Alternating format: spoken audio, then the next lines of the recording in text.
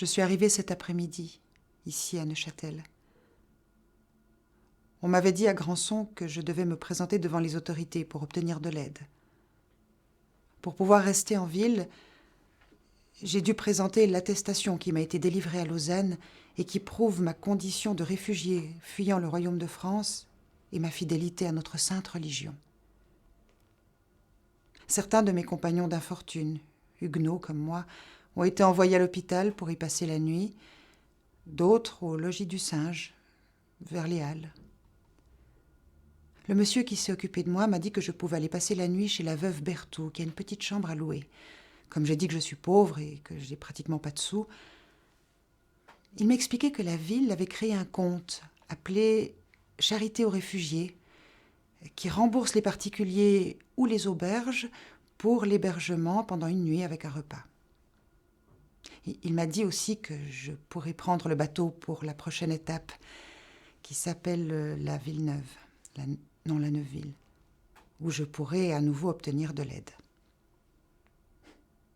J'ai constaté qu'ici, comme dans les autres endroits où j'ai passé, on aide les réfugiés. Ce qui est normal. Nous sommes frères en religion. On organise des collectes à la fin des cultes. Ici, à Neuchâtel, ils appellent ça les sachets. Ça sert à financer les aumônes qu'on nous donne. Mais j'ai aussi l'impression que toute cette organisation est faite pour qu'on ne reste pas ici, pour qu'on passe notre chemin. Heureusement, moi, contrairement à d'autres qui espèrent s'installer à chaque étape, j'ai un but. Je dois rejoindre le Brandebourg pour y retrouver mon beau-frère qui est établi là-bas comme drapier. Le prince de ce pays a promis de bonnes conditions d'établissement sur ces terres, peu après que notre religion a été déclarée hors la loi dans notre royaume. C'était en 1685. Mon beau-frère est parti l'année suivante, malgré les grands risques, car il était interdit d'émigrer.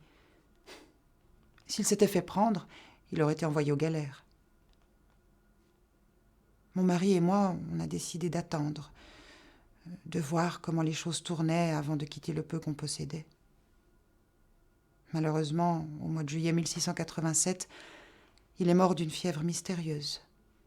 Ça va bientôt faire une année. Comme je suis restée sans ressources et sans famille, j'ai décidé au printemps de cette année de rejoindre mon beau-frère en Allemagne, depuis les petites vachères où on habitait.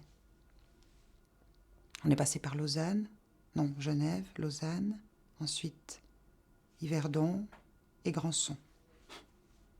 J'en ai assez de cette vie d'errance à toujours chercher un viatique ou une passade pour pouvoir survivre jusqu'à la prochaine étape.